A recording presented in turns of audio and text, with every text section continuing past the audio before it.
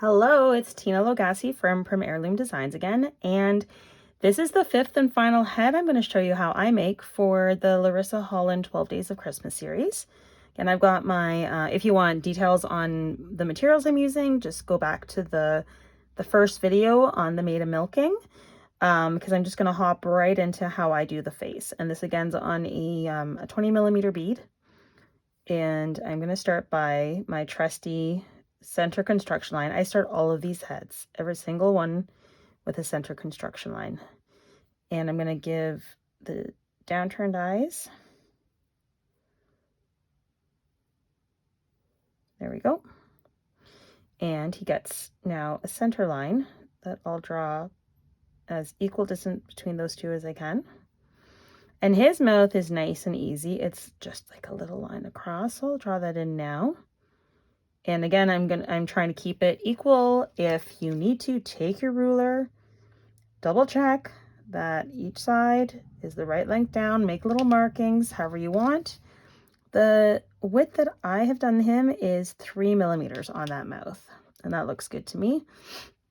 This next piece is kind of has to be free-handed as far as I know. Well, let's see. We can give you some lines to go by. So if I make a marking here, I usually just do a swoop, but make a marking about 4 millimeters up from this point. So this is 4 millimeters. And here, do that hair swoop.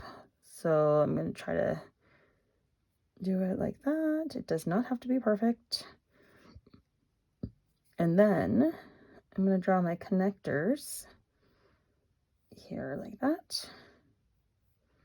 And here like that. So again, if you need to, you can measure. I'm about 2 millimeters out from this edge, this corner where I'm hitting that line. Anything that you can do, you can use anything on here as a point of reference to use a ruler if that makes you feel more comfortable.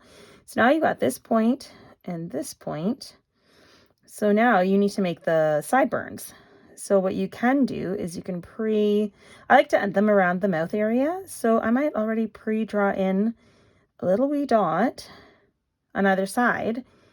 And then I've got my connector right there, and I just go straight down. Okay. And again, I can see he's not perfect, but he's pretty darn close. So then I'm going to swoop across with about the distance that I want for his sideburns. Again, you can measure one and then check it on the other side. This one's about 4 millimeters. And I'm coming back up to here and making a little marking, and I'm going to connect that with this. There, easy. Same thing over here, and connect that. Okay. So then you can make a small little line there and a small little line there. And then you can do the back hairline. So I'll come down around like this.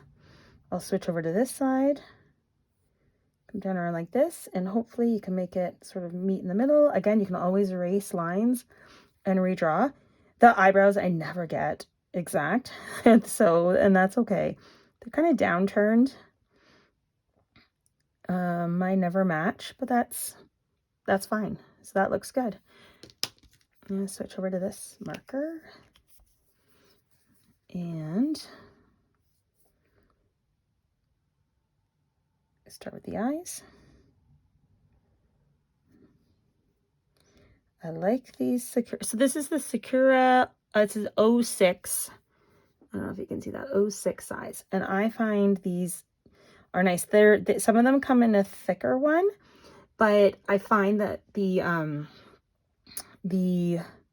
line starts to get too wide around for the eyes and doesn't look as good. So I do like using these fine ones. And I'm sure there are other brands that you can try out there.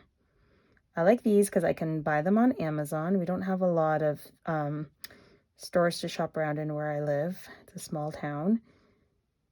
And again, these are the ones that Larissa Holland recommends, and with good reason. They work really well.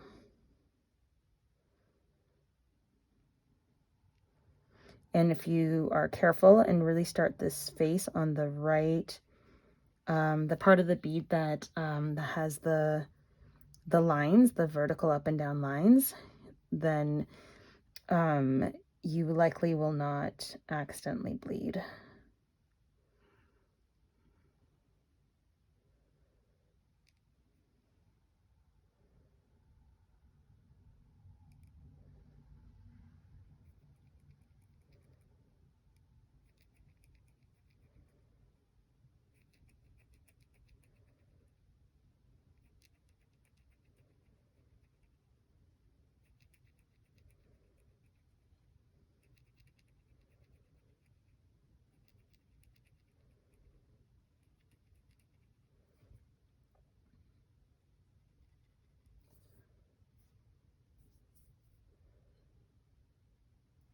Okay, and again, continuing my outline.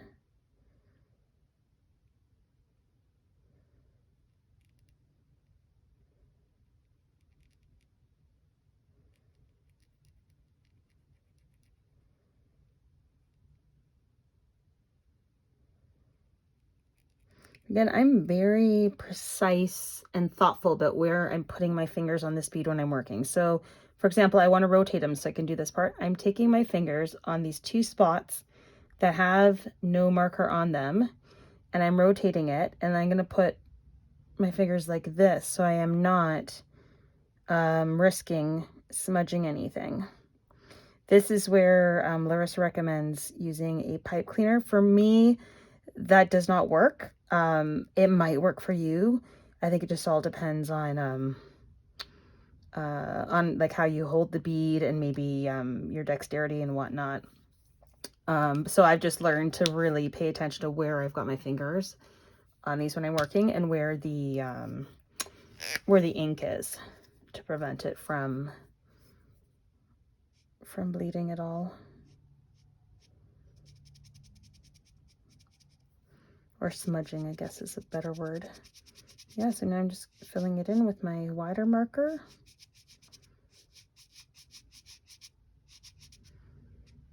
And again, I use the marker to actually help me move this around, which works well for me.